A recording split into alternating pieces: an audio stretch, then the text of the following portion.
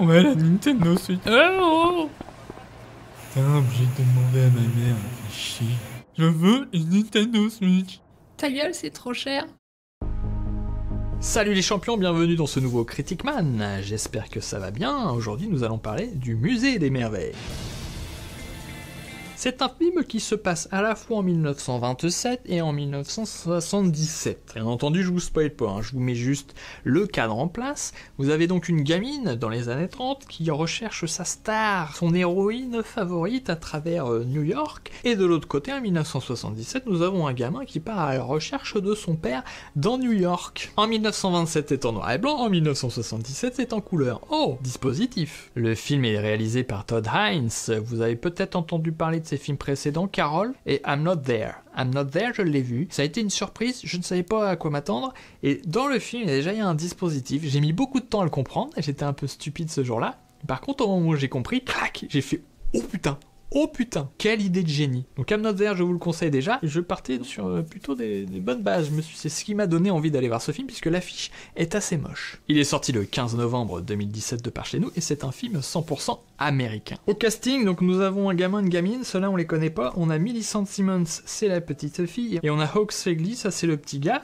Par contre, dans les plus connus, il y a Julianne Moore. Julianne Moore, celle-là vous avez déjà dû la voir quelque part, regardez. Elle m'a mis, c'est elle qui m'a déposer cette petite poussière, merci à toi, mais ça dégage. Et j'ai noté aussi Yaden Michael qui joue un autre petit gamin qui intervient dans les années 70, qui était de bonne qualité. Un enfant, la peau est soyeuse, les cheveux sont brillants, donc voilà, ça je note. En tout cas, le jeu s'amuse à jouer comme ça sur deux temporalités, et esthétiquement c'est extrêmement réussi, c'est-à-dire que toutes les parties qui se passent en 1927 sont en noir et blanc, et en mode muet vraiment, sans les cartons par contre. Ça c'est bien foutu je trouve, c'est-à-dire que le film n'a pas ce format 4 tiers, on passe pas 4 tiers 16 neuvième ou 2,35, il n'y a pas de changement, ça aurait été moche de toute façon. Et en même temps, il n'y a pas les cartons pour afficher les dialogues. Il n'y a pas de dialogue, tout simplement. Donc ça, c'est subtil parce que visuellement, on reprend quand même. Je sais pas si ça a été vraiment tourné en 16, Super 16 ou si c'est du grain rajouté. En tout cas, voilà, ils ont pris le parti pris de mettre du beau grain, bien dégueulasse. Juste qu'il faut. Un peu plus, ça aurait fait vraiment vieux truc. Ils ont trouvé un bon équilibre. On a une sensation de film muet parce que de la même manière, la musique reprend un petit peu, vous savez, ces vieux pianos. Il n'y avait pas de système sonore, mais il y avait vraiment un orchestre qui jouait. Quand on voit des vidéos, ils ont repris un peu ce système de piano. Et là, pareil, la musique reprend un peu ça, mais sans être complètement cette musique était un peu lourde à force. Et en plus, elle mixe. Quand on passe de l'un à l'autre, ça c'est bien foutu. Vous avez une partie de la musique qui reste et qui vient se mélanger avec celle des années 70 et inversement.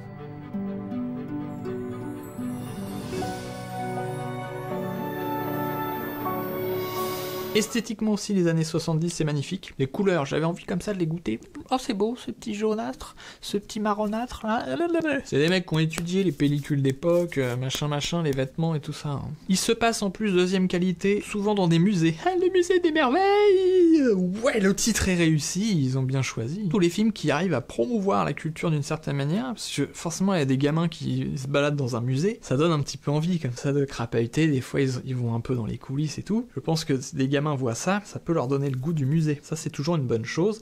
C'est comme, comment c'est Benjamin, ce film avec Nicolas Cage, là, Benjamin, les mines du roi Salomon, là, je sais plus le titre, qui est pas fantastique, mais qui donne le goût de la culture, d'apprendre des choses, et ça, j'ai trouvé ça génial. Donc là, on retrouve cette idée dans le film. Par contre, ce dispositif est complètement inutile. En fait, on sent très rapidement, je pense pas que c'était un choix, mais que la partie des années 20 est un peu délaissée par rapport à la partie des années 70. La plus grande partie du film se passe dans les années 70, et en quelque sorte, elle encapsule. On a une partie du début qui est parallèle et après ça s'efface. Et même avant, les parties, ou alors c'est parce que ça passait plus vite, j'en sais rien, mais les morceaux en noir et blanc étaient plus courts. Donc on revient plus vite. Donc on passe plus de temps là, on a plus le temps de s'identifier. Et comme là ça peut être rapide, des fois on faisait un aller-retour et il se passait rien de particulier, l'action n'avançait pas et on revenait très rapidement. Donc on délaisse un peu cette histoire. Ce qui fait qu'on commence plus à s'impliquer dans celle-ci. Vous avez compris que je mettais les années 70 et les années 20 ici. Ce qui fait qu'on avait plutôt une sensation d'interférence avec l'autre. Pourtant, vous imaginez bien qu'il y a des choses en parallèle qui se passent, mais ça m'a pas raconté grand-chose, quoi. Donc je sais pas si c'est un problème d'écriture ou la façon dont les actions s'enchaînent. Il y a du parallèle, mais Ouais, et alors? Vous voyez, c'est vraiment cette sensation, et donc du coup, comme tu vois pas d'intérêt dans ce parallélisme, et ben, t'as l'impression que ça devient de couper, quoi. Tu commences à rentrer, et on revient à l'autre, mais on s'en fout de l'autre. Et deuxième chose, on est censé raconter des choses à partir de cette histoire. Et malgré tout, le film, une des pires fins que j'ai jamais vues. 10 minutes de voix off pour expliquer tout ce qu'aurait pu être peut-être expliqué là, non les gars? Ça, je trouve ça abominable. Un exemple sans spoiler, de cette façon, je trouve un peu stupide dont le film fonctionne. Vous avez à un moment le pote du héros qui le rejoint à la sortie du musée, et là le héros lui demande comment tu nous as retrouvés? Nous, en tant que spectateurs, on se pose pas du tout la question. On s'en fout, il y a quelque chose d'assez naturel, il revient là, pourquoi pas. Donc déjà poser une question qu'on se pose pas... Et là le gamin lui dit je vous ai suivi. Effectivement, on se doutait un peu d'un truc comme ça. Mais ça ne suffit pas, attention. Les réalisateurs scénaristes, ils ont dû dire suivre. C'est un verbe un peu compliqué, les spectateurs vont pas comprendre. Flashback. On voit le gamin prendre son sac à dos, mettre des affaires, sortir et suivre le gars. Ça ne sert à rien du tout. Moi j'ai levé les yeux au ciel, j'ai fait oh là là, mais c'est pas possible de nous prendre pour des mongols à ce point-là. Alors que le dispositif en lui-même est beaucoup plus compliqué en quelque sorte, parce que vous avez des parallèles à faire qui ne sont pas forcément évidents. D'ailleurs moi-même j'en ai pas vu beaucoup, hein. Je n'ai pas compris ce film. Hein. Et en même temps t'as l'impression d'être pris pour un con sur des détails inutiles. Deuxième élément que je trouve con, c'est que c'est le seul moment où on a un flashback. Je trouve que c'est incohérent avec l'idée du film. C'est-à-dire qu'on vous met un parallèle entre le passé et donc le présent, et d'un coup t'es dans ce fameux présent et on vient te faire un retour en arrière, mais d'une heure, pour t'expliquer un truc évident. C'est pas évident à expliquer cette sensation, mais moi, en plus du truc de oh là là, c'est bon, on a compris, j'ai eu vraiment une sensation d'un déchirement dans la narration, quoi. C'est un peu comme un film qui est complètement linéaire en plan séquence, et du coup t'as une sensation particulière par ce plan séquence, t'es pris dans un souffle, comme l'Arche russe. Par contre, en plein milieu, on te met un truc un peu inutile, où on te fait un flashback, et à un moment, il y a un jeu de cadrage, etc., et des coupes. Non, tu te dis, mais non, c'est incohérent avec ce que le film veut faire, à moins que ce moment-là soit particulier, il se passe quelque chose, et du coup, hop, la mise en scène change. Là, ok. Mais comme c'est un détail nul, c'est là où tu sens que, non, c'est incohérent.